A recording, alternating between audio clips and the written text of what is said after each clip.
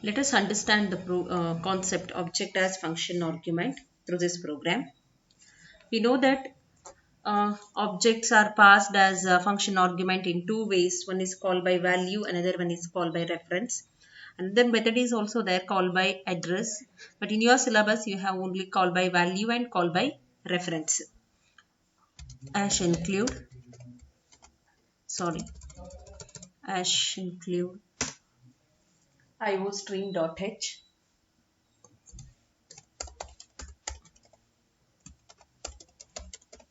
iostream.h. Here no dot h. Using namespace std class argument. I'll take name of the class argument.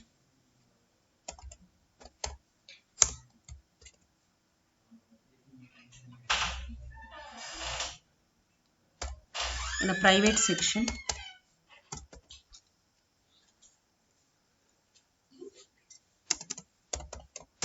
int x public void show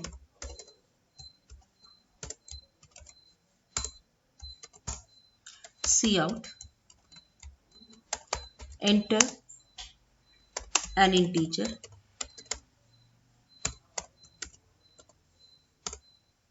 cin, extraction x semicolon.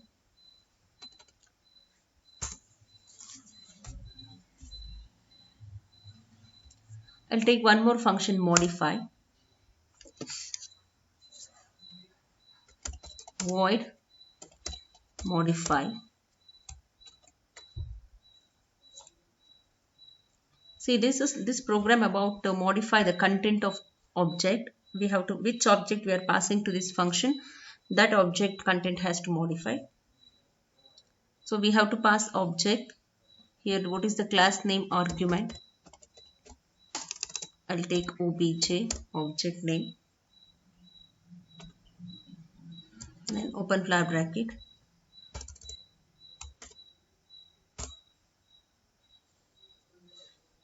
obj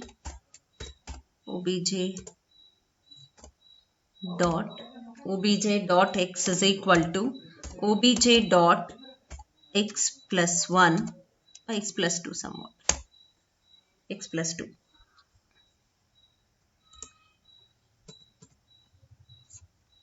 Next, I'll take one more function, display, void disp x is equal to cout insertion x is equal to x semicolon. Okay, now class close semicolon, void int main. Here we have to create object argument. I'll take a1 comma a2.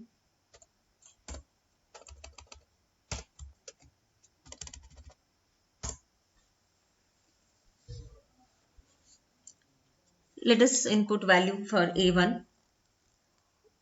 Both objects contain data member x, that is integer variable.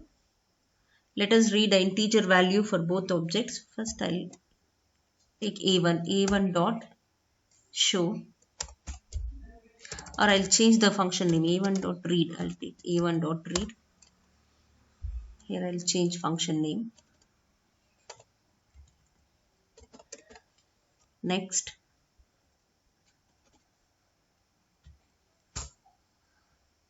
before that I'll give value here cout. To make you understand whose value I'm giving, a1 or a2, I'll give like this, a1. Next a1 and a2 Again we have to take here A2,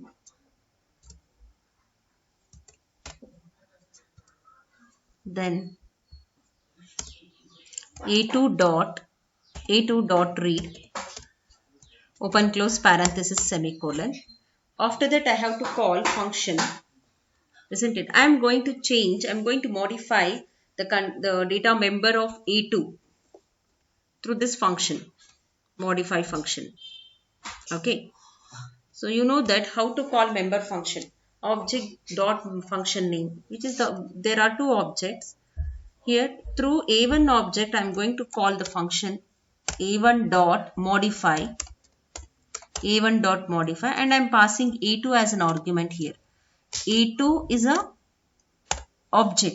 an object of which type? Argument, class type. I'm passing A2 as an argument to this function. This function will change or modify the value of A2. After modification, let us display cout insertion after modification. After modification, now I'll display A1 value, A1 dot disp semicolon. I'll give one statement here, cout statement, cout insertion A1. Next A2, cout insertion A2, A2 dot disp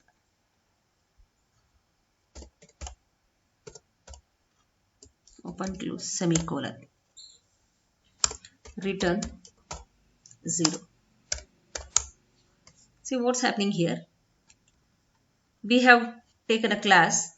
The class name is argument. In this class I have taken data member integer int x.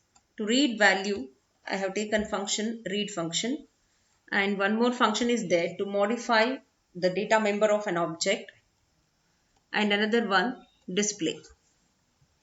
Now execution starts from main function.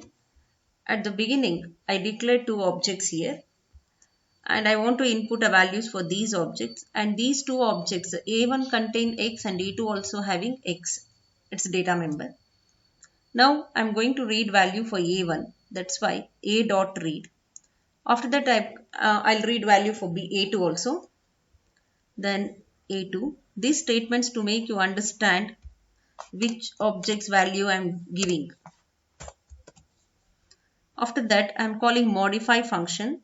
So in this example I consider, or I have assumed, I'm going to modify the value of A2 through the modify function.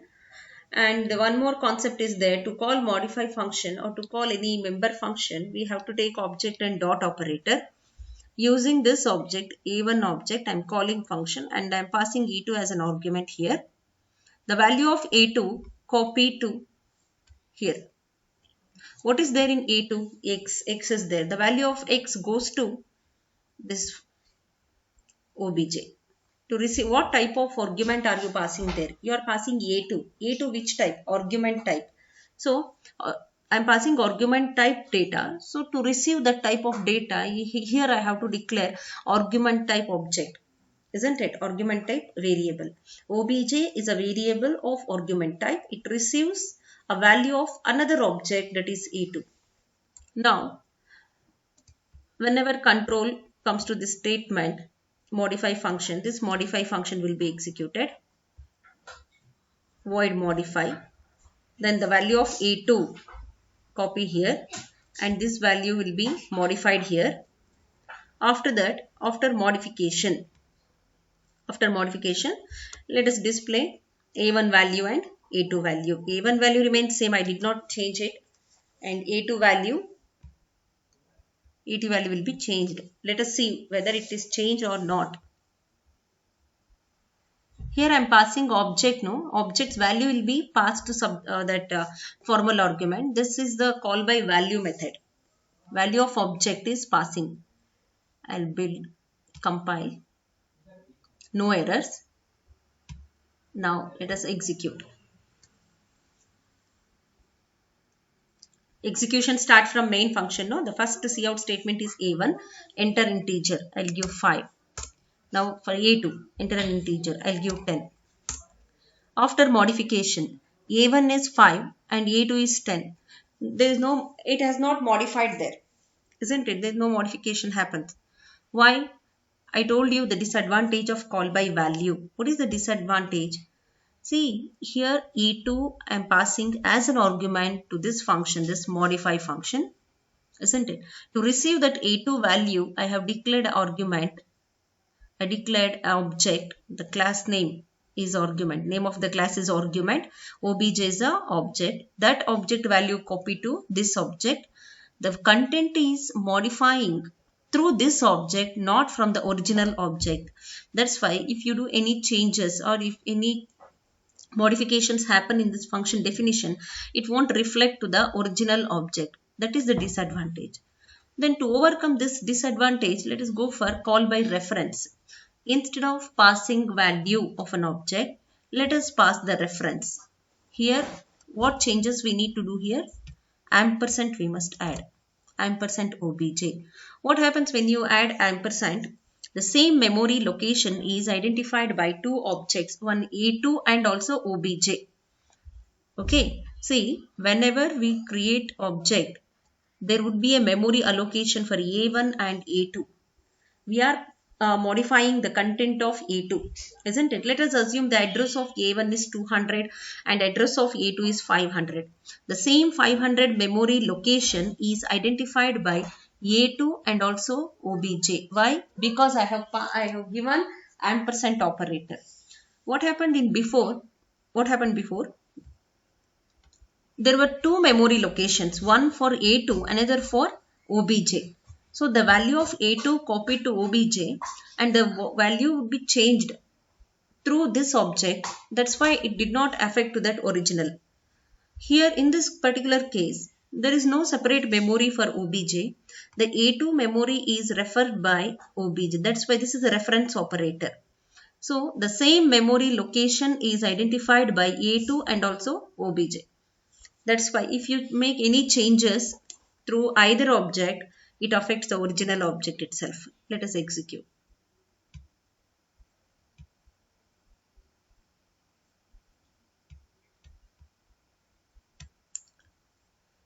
Okay, I did not save it. I will save.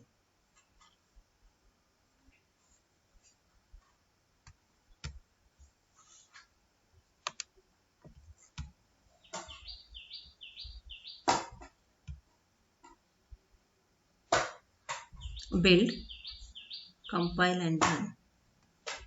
Why? What happened?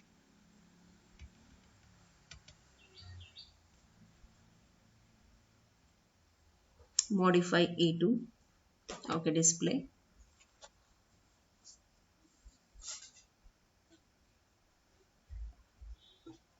I'll save this. .cpp. Save.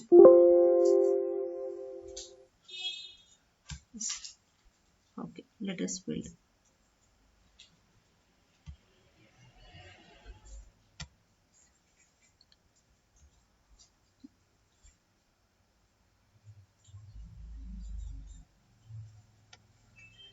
Now. Okay, I'll show this in the next video.